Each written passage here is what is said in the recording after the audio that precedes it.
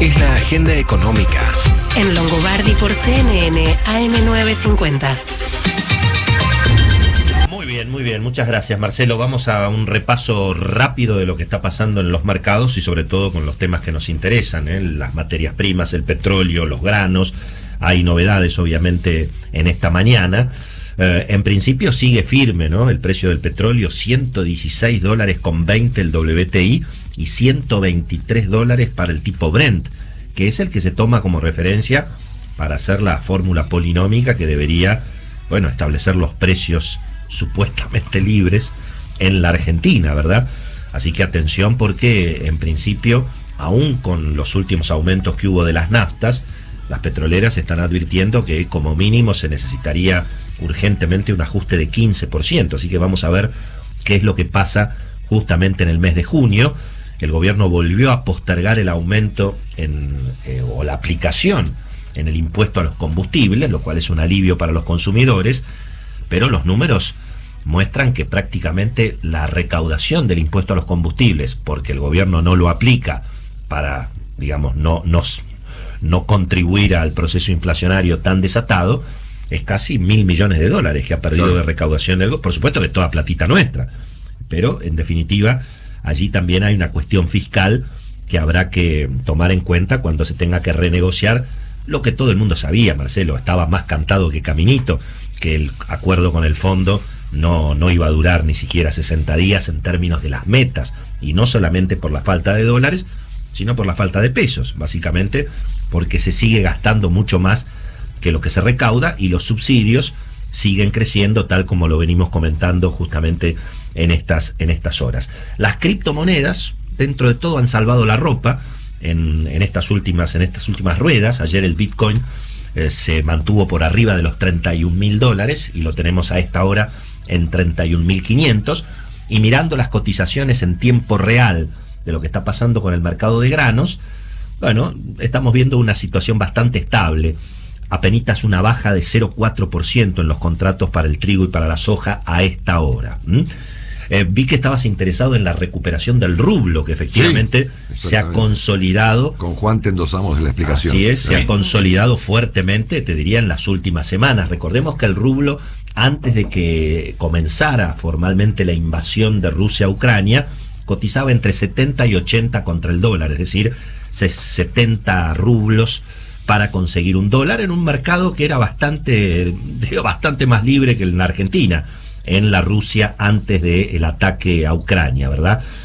Obviamente, cuando empezó el conflicto se disparó la desconfianza, se suponía que Rusia iba a terminar en un default de sus compromisos de deuda por la falta del acceso a los dólares, y la salida de dólares y la espantada de los inversores internacionales en los activos rusos llevó el rublo prácticamente a 120, es decir, de 70 rublos por dólar llegó prácticamente a 120, 125.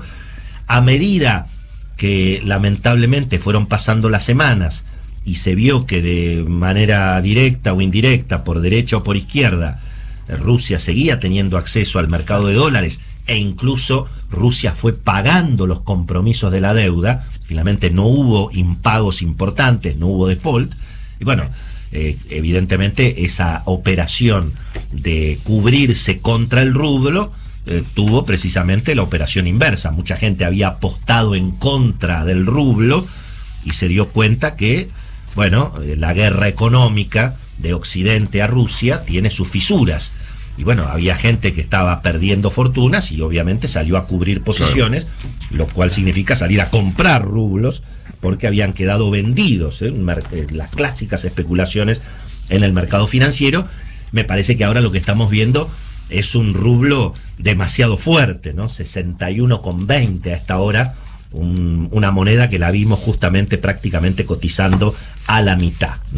Y por casa, ¿cómo andamos con el dólar? Tranquilo, ¿eh? El dólar cerró mayo muy tranquilo. Ayer 206, 207 el blue en la calle. Y el que a mí me gusta seguir más, que es el dólar blanco, libre y en las operaciones de más volumen, tanto el contado con liquidación como el dólar bolsa, un pesito incluso abajo, 209, 211 ahí estuvieron las cotizaciones del arbitraje. Obviamente la noticia del día en el mercado de cambios es que el Banco Central tuvo que sincerar una situación, venían pisando importaciones, se venía restringiendo, digamos, el acceso de dólares para pagar importaciones, sobre todo de energía, pero bueno, cuando el tanque se vacía, viste, tenés que ir a la estación de servicio, ya no queda otra. Así que ayer el Banco Central se bueno, en octubre va a llover gasoil, no te preocupes. Claro, bueno, nuestro método es infalible. Sí, pero mientras tanto, Marcelo, hubo que ir a la estación de servicio y poner 190 millones de dólares. Ayer el Banco Central terminó 190 millones de dólares abajo. El Banco Central que le promete dólares a todos, ¿viste? Le promete dólares a las petroleras, ahora le promete dólares también a los profesionales que trabajan para el exterior y hacen una factura de $100 y en lugar de cobrar 200 pesos, cobran 125. ¿Quién se queda con la diferencia, Marcelo? Vos trabajás para el exterior, haces tu trabajo, haces una factura, vamos a decir que son $1.000, podés hacer una factura de $1.000 sí. a la compañía CNN sí. en Atlanta. Hola. Entonces ahí le mando la factura. Sí. Muy bien, entonces Hola. digo, yo voy a mi casa y digo, che, prepárense, porque vienen 210 lucas, imagínate, $1.000, 210.000 pesos, Marcelo, ¿sabés lo que dura eso en mi casa? Sí, no, 5 sí. minutos. Pero bueno, Sí. efectivamente, entonces 210, resulta que cuando vas a la cuenta de banco, en lugar de 210.000 pesos, te acreditaron 125.000. Y la gente se pregunta, ¿Qué pasó? ¿quién se queda con la diferencia? Claro. El Estado. El Estado es el que se queda con la diferencia. Obviamente, para eso se hace el control de cambios, para sacarle el dinero al sector privado y obviamente dárselo en este caso al Estado. Bueno, dicen ahora que si vos trabajás un poco más y en lugar de facturar $1.000, facturás 1.200, Sí. esos $200 te los dejan para vos. Extraordinario. Y lo promete, lo interesante es que el que lo promete es uno que está girando, digamos, cheques sin fondo, porque el Banco Central está prometiendo dólares, pero ayer perdió 190 palos, que no los podía dejar de perder porque eran obviamente para importaciones de energía.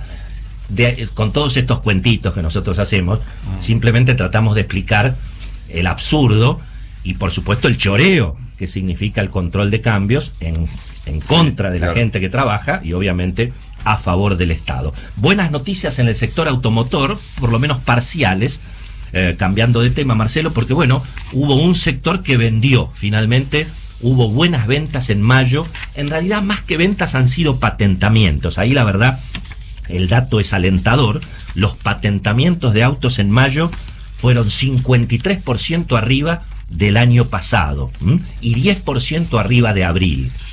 Ahora, claro, cuando vemos lo que pasó en los 6 primeros meses del año, en los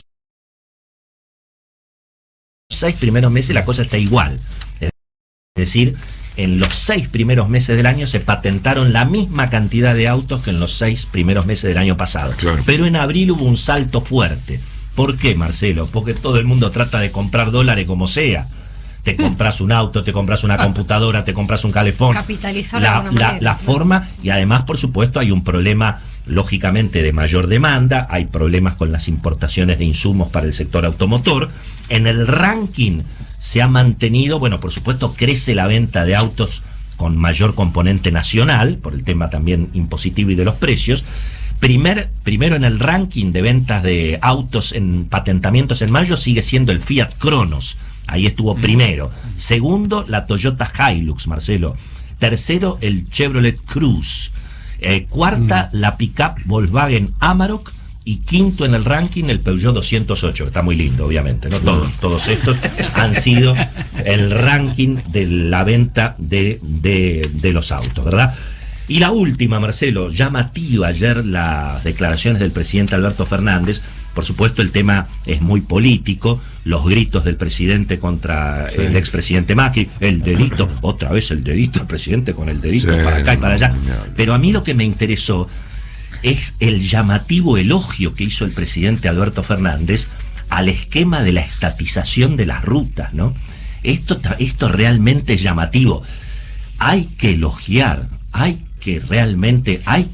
el modelo kirchnerista de obra pública, de licitación de rutas.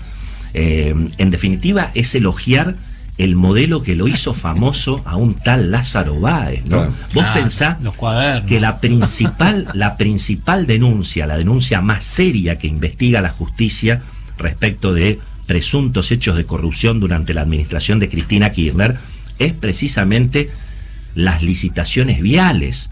Una denuncia que además se hizo con un aporte muy valiente del actual intendente de Capitán Sarmiento, Javier Iguacel, que era el ministro de Infraestructura de Mauricio Macri y que hizo las denuncias de, bueno, los sobreprecios y los escándalos que fueron ese sistema, ese modelo de estatizar la construcción de las rutas, ¿verdad? La causa de vialidad, ¿eh?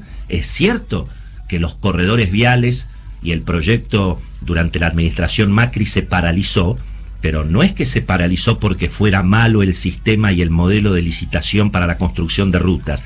Se paralizó porque hubo un crack financiero en la Argentina en el 2018, con mucha responsabilidad de lo que había pasado durante el gobierno de Cristina y también con responsabilidad de los primeros 2 años de la administración Macri en materia económica. Pero realmente salir a elogiar el modelo kirchnerista de obra pública con las rutas, hay que tener coraje, Sí, Marcelo, para sí. salir a elogiar y Sin duda. criticar justamente la participación del sector privado en la obra pública, ¿verdad?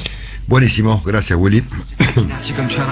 Corrientes, Santa Fe y Entre Ríos. Así que un típico problema argentino de esos que se... Básicamente el problema de los precios repiten, máximos, digamos, ¿no? Marcelo, es el problema de los precios máximos. Básicamente Exactamente. no hay producto.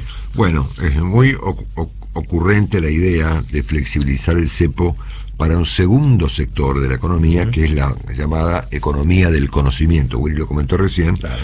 Este criterio se aplicó hace mucho tiempo para promover Vaca Muerta con la compañía Chevron, que finalmente creo que no funcionó.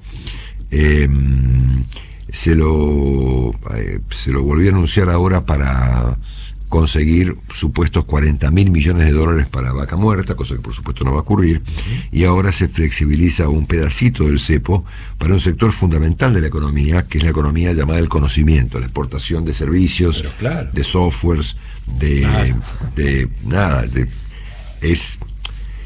es la modernidad, ¿no es cierto? Es la modernidad, toda la economía del futuro, más que la economía del conocimiento, donde Argentina tendría unas cuantas ventajas interesantísimas. Claro. Dicho esto, van a abrir un pedacito del cepo para que esta gente pueda disponer de un pequeño porcentaje de los dólares que producen por exportar servicios y trabajo argentino. Lo importante de este sector es que, a diferencia de otros, es que emplea muchísima gente. Y emplea muchísima gente joven.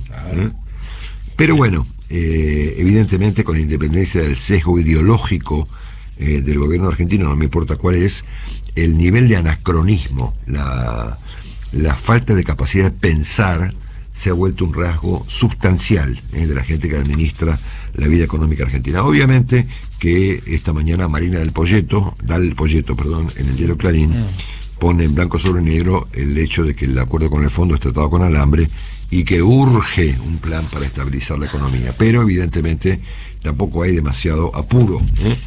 La luz va a subir 16,5% promedio. No se ha logrado segmentar el mercado, que es una cosa muy complicada de hacer. Porque en un mismo edificio puede vivir gente con mayores o menores ingresos y averiguar la vida de cada uno para ver cuánto le cobramos de luz parece ser una tarea complicada para un país que no puede resolver cuestiones muy básicas. Nos estamos enfrentados a problemas muy elementales que no se pueden resolver. Por lo tanto, resolver una segmentación tarifaria me parece una tarea para esta gente demasiado complicada. No se quieren resolver, ¿no? Exactamente. Claro, bueno, no se pueden resolver. Atención para la gente que financia las tarjetas de crédito, que financia los saldos, porque la tasa puede estar llegando a un costo total anual del orden del 80%. Sí, firmo el empate ahí, Marcelo. Ahí firmo el empate, porque es bastante más que eso. 80%. Así que guarda con la tarjeta porque después puede haber un problema. Bueno, finalmente al señor Antonio Pronsato dice el gobierno que lo echaron. Era el responsable de llevar adelante el gasoducto, ¿no es cierto? Ustedes fíjense que el gasoducto, obviamente, muy bien llamado Néstor Kirchner, como consecuencia del escándalo que lo rodea. Claro, me parece que no hay ningún nombre mejor, porque me voy a poner Perito Moreno. No le pongan Perito Moreno. Pónganle el nombre apropiado al gasoducto, Néstor Kirchner, ¿no es cierto? Podrían ponerle también, por ejemplo, Daniel Muñoz, Lázaro Báez. o gasoducto Julio De Vido, creo que sería Julio un nombre De Vido. apropiado para el gasoducto. Hay una avenida, Julio De Vido, en el internet. Exactamente. Bueno, a ver, si no pueden resolver quién conduce el gasoducto, Sí. no te digo que resuelvan el gasoducto, No. resolver quién va a manejar la obra, que todavía por supuesto está siquiera licitada, porque hay ahí, evidentemente, yo sospecho, Willy, muchas cuestiones oscuras con los chinos. Sin ninguna Obviamente. duda. Son los que pararon la obra. Obviamente. Bueno, esto es lo que está pasando en materia económica en la Argentina de hoy, el 1 de junio, ¿no es cierto? En cuanto a la política, tenemos la aprobación en una comisión en la Cámara de Diputados del proyecto de boleta única, pero por supuesto el kirchnerismo va a procurar obturar este proceso, presumo que con éxito, veremos. Habrá que pagar un costo político. Dicen que el presidente incluso hasta estaría dispuesto a vetarlo, ¿no? Lo cual sería vetar la transparencia electoral. Complicado, ¿no? Sí, exactamente. Bueno, digamos, o lo obturan en el Senado o el presidente lo veta. Yo escuché esa misma versión. Bueno, este resumen va a terminar con el tema del presidente Fernández y su desorbitado acto el día de ayer, y su eventual participación en la llamada Cumbre de las Américas, asunto sobre el cual voy a hablar un poquito al final de este repaso internacional.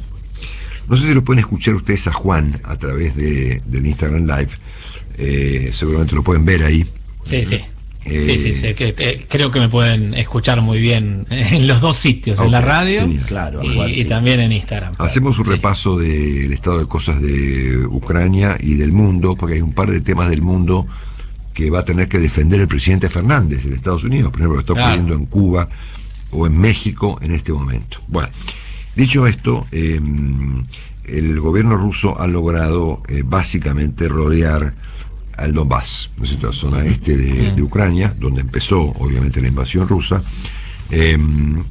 y Vladimir Putin le ha puesto una fecha al dominio total del este de Ucrania, que dijo, atención con esta frase, dijo, debe ser ruso.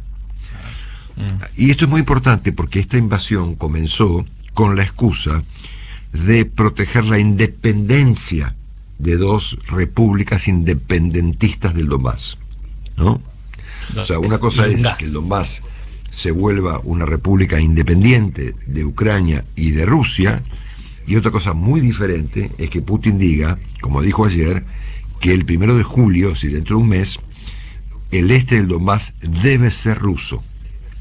Quiere decir que se va a apropiar, va a anexar territorio, como lo hizo con Crimea hace ya unos cuantos años. Se ve que no eran tan independentistas. Exactamente. No querían tanta independencia. ¿No? Me parece que esta puede ser eventualmente la respuesta que ayer ofreció el gobierno de Moscú al embargo petrolero, que se ve que efectivamente le ha pegado a Putin en alguna parte de sus finanzas. Bueno, hubo son también 800 millones de euros diarios, Claro. dicen la cifra de lo que envía en petróleo cada día Vladimir Putin.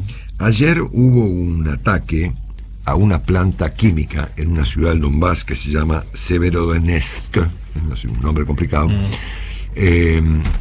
que yo entiendo, y Juan coincidía conmigo, que se convirtió en un ataque químico. Claro. Si vos atacás y haces explotar con una bomba o con un misil una planta química, estás generando un ataque obviamente químico, considerando además que en la planta había un tanque con ácido nítrico. Eso lo sabrían, Claro, ¿no? produce una nube tóxica, Marcelo, que es lo que produjo que se tengan que evacuar a gran parte de los habitantes, los pocos que quedan en Severodonetsk. Exactamente. No va a faltar mucho tiempo para ver a los ucranianos con máscaras de gas. O sea, no va a faltar mucho tiempo para ver a los ciudadanos ucranianos con máscaras de gas. Aquí hay algunos datos, obviamente, A ver, vamos a ir contradictorios por ser suave, porque la ONU ha dicho ayer que a juicio, que según los cálculos de las Naciones Unidas, que por supuesto atrasa unos cuantas semanas, habría habido en Ucrania 4.100 civiles muertos, divididos en 1.440 hombres, 1.014 mujeres, 93 niñas y 100 niños. Y le sumamos a esto 32 periodistas que ya han muerto durante la invasión. Pero el alcalde de Mariupol calculó ayer y dio detalles y nombres donde están las fosas comunes, que en las fosas comunes, solamente en Mariupol, habría 16.000 cadáveres de ucranianos, ¿no? Bueno, el tenebroso señor Sergei Lavrov, que es el canciller de Vladimir Putin, aumentando su nivel de extorsión sobre los países que no están accediendo a los granos ucranianos, dijo que esto dependía de Occidente, que era un tema que tenían que arreglar ellos, ¿no? Y en el plano de las extorsiones y de los extorsionadores que están actuando sobre Europa en este momento, aparece el presidente de Turquía, que se llama Recep Erdogan, que ha aumentado las condiciones para votar por la entrada de Suecia y Finlandia a la OTAN. Él pide que Suecia entregue a los kurdos, a los ciudadanos kurdos, que no son de ningún país, son kurdos, pues el Kurdistán finalmente es un país que debía haberse formado luego de la Primera Guerra Mundial en 1920, y eso por supuesto no ocurrió porque el mundo suele traicionar a los kurdos con habitualidad, ¿no?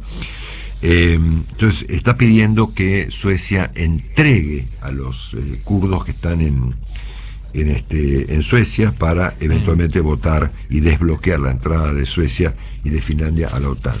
Yo decía el otro día, y lo repito, que yo creo que el mundo debiera rendir homenaje a los kurdos, ¿no? O por lo menos a gran parte de ellos que nos han librado, sobre todo las mujeres kurdas, de ISIS, ¿no? En gran parte del mundo, particularmente en Irak, ¿no es cierto? Bueno, otro extorsionador que actúa en esta instancia es Víctor Orbán, gente de la que ya hemos hablado con Juan y con Claudio Fantini durante 5 años, ¿no es cierto? Erdogan, Putin, Orbán, etcétera, ¿no? Orbán, el presidente de Hungría, otro gobierno autocrático de ultraderecha, está permitiendo, digamos, el paso de petróleo ruso. O sea, ¿por qué el embargo no es total? Porque Hungría se opone. A ver, básicamente son países que ingresa gas vía un oleoducto, el más importante que tiene Europa, y además la posibilidad es que con esta exención de que ellos van a poder recibir todavía por el oleoducto, el problema es, ¿venderá Orbán gas más barato que recibe de Rusia a otros países? Bueno, nadie puede controlar a Orbán. Entonces Orbán está chantajeando a la Unión Europea, poniendo límites, y como tiene que ser por unanimidad, bueno, ha decidido tener esta exención con Hungría y otros 2 países también cercanos, digamos, a los intereses de Orbán. Una locura. Una locura. Como consecuencia de este extravío de Putin sobre Ucrania, el mundo, que debería estar pensando cómo se rehace después de la pandemia, está pensando en rearmarse. Ayer fue la noticia de Alemania, que luego de años de mantenerse en un plano secundario en materia armamentística, resolvió modificar su constitución para poner 100.000 millones de euros en armamento en los próximos tiempos, 2 puntos de su PBI. Y ahora es la Unión Europea en su conjunto la que está pactando un rearme conjunto, todos ellos invirtiendo millones de euros no para crear empleo, infraestructura o salir de la pandemia, sino para rearmarse ante la amenaza que representa Vladimir Putin, incluyendo a Dinamarca, un país que se ha mantenido al margen de todo tipo de conflicto durante muchas décadas, 30 años por lo menos, y ahora está efectivamente buscando una manera de meterse en esta historia de rearmarse contra un referéndum hoy. Un referéndum en el día de hoy. Exactamente. Bueno, en cuanto al impacto de las sanciones petroleras a Rusia, el monto que se calcula que perdería el Kremlin, alcanza a los 80.000 millones de euros. Bueno, esto generó un alza al crudo que llegó ayer, Willy, ¿a cuánto? Y ayer el petróleo llegó a tocar $125, después se acomodó, pero esta mañana está muy firme, 123 el Brent, 116 el WTI. Bueno, recordamos, antes de cambiar el tema, que el presidente Biden había sugerido, planteado el envío de algún misil de largo alcance a territorio ucraniano. Bueno, Biden finalmente modificó su punto de vista.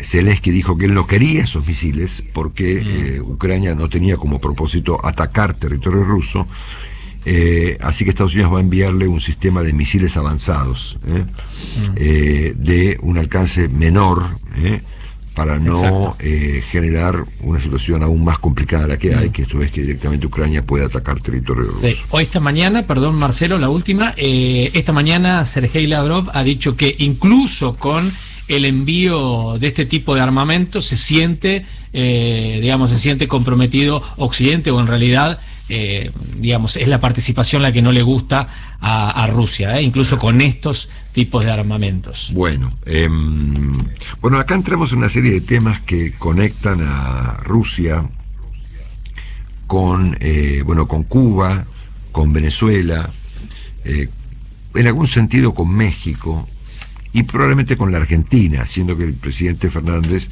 va a oficiar de abogado de Nicaragua, Cuba y Venezuela en la Cumbre de las Américas.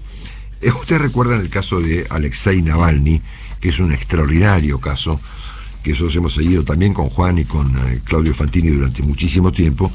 Dicen que lo quisieron asesinar con el típico procedimiento del envenenamiento.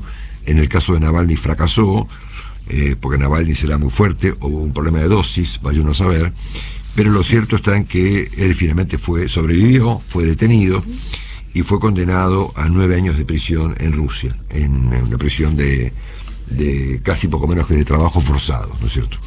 Ahora, bajo el argumento de incitar al odio hacia las autoridades rusas, lo van a intentar condenar a 15 años más. Mirá vos lo del odio, ¿no?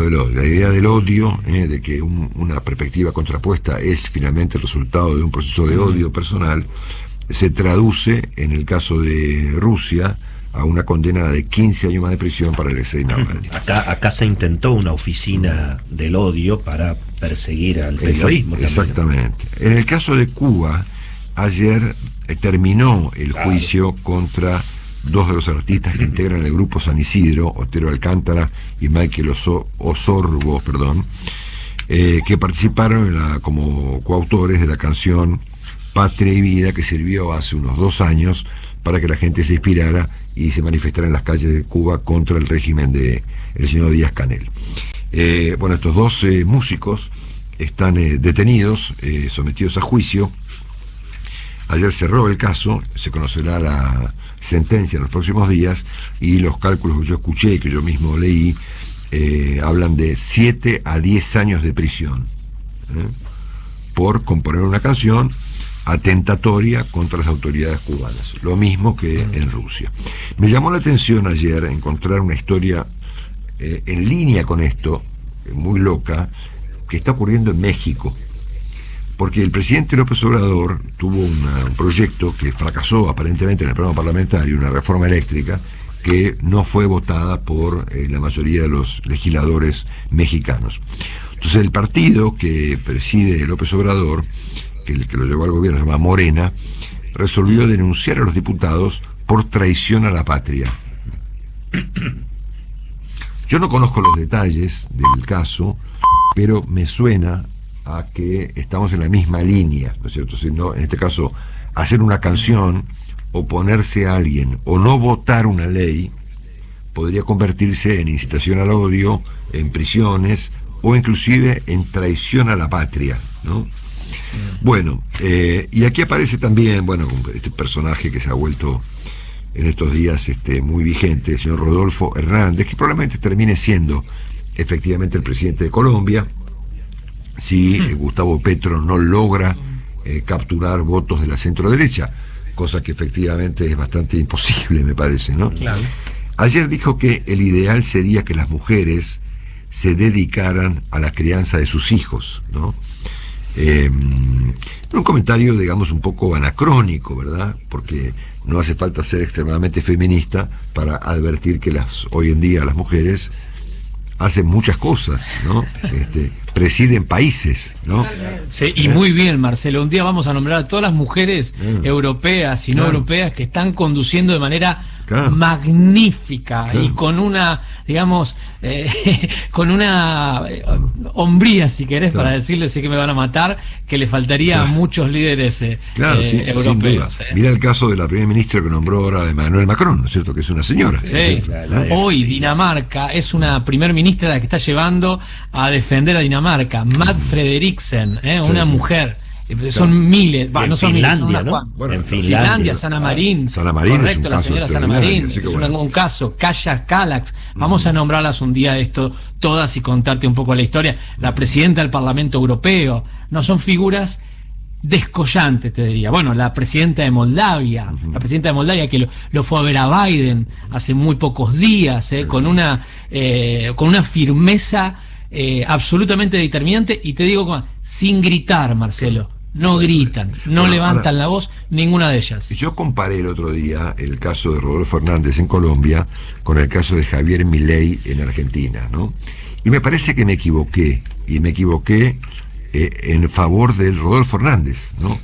Porque ninguno de los personajes extraviados que aparecen en la vida pública mundial llegó a decir lo que le escuché hace horas al propio Milei, ¿no?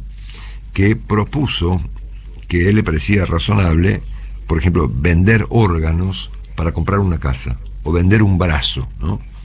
Lo hizo en un debate convocado por el diario Perfil, entre él y Juan Grabois, que era yo lo vi casi entero, era un torneo de delirios, ¿no? Era como Nadal contra Djokovic, pero en vez de volar pelota, volaban disparates, ¿no es cierto? Cada uno decía un disparate más grande que el otro. Bueno. Es peor que un comunista. Sí. Sí. Bueno, el asunto es que Milei llegó a plantear que le parecía razonable que una persona, por ejemplo, venda un brazo para comprar una casa. Delirio, pero bueno, fenomenal. Yo pensaba, y en todo caso se lo proponemos a Javier Milei, de que el mundo civilizado encontró una manera de comprar casas sin necesidad de vender nada, ¿no? Práctico. Ni vender brazos, ni pies, ni córneas, ni riñones, ¿no es cierto? La gente compra casas en el mundo a crédito, ¿no es cierto? Sin duda, Marcelo, obviamente. Acá hay... Mirá que entonces, vos fíjate el nivel de locura al que estamos llegando, de que el candidato individualmente, eventualmente más votado para las próximas elecciones, acaba de postular no solamente que le parece bien que las personas estén armadas por la calle, sino que además que puedan vender sus órganos o pedazos de su cuerpo para poder adquirir una vivienda, ¿no? Sí. Conviene recordar que la Constitución argentina, que está inspirada en las ideas de la libertad de Alberdi, dice que las libertades se ejercen conforme a las leyes que reglamentan su ejercicio. Exactamente. Bueno, ayer tuvimos, ya con esto vamos cerrando, un desorbitado discurso del presidente Fernández, que insiste en su papel de no ser el presidente Fernández, de ser el jefe de una facción que está en pugna con otra facción y que está dedicado básicamente a pelearse con la oposición. Asunto que, por supuesto, ya queda muy lejos. Esto contradice aquel espíritu con el cual el presidente Fernández le comunicó al país que iba a ejercer en su primer discurso en el Parlamento, ¿se acuerdan? ¿No? Sí. Vengo a cerrar la grieta, poco menos, que fue lo que dijo. Además, bueno, es como una radicalización fallada, porque para eso está Cristina. Sí, claro, obviamente. Para amenazar a Estados Unidos está Cristina.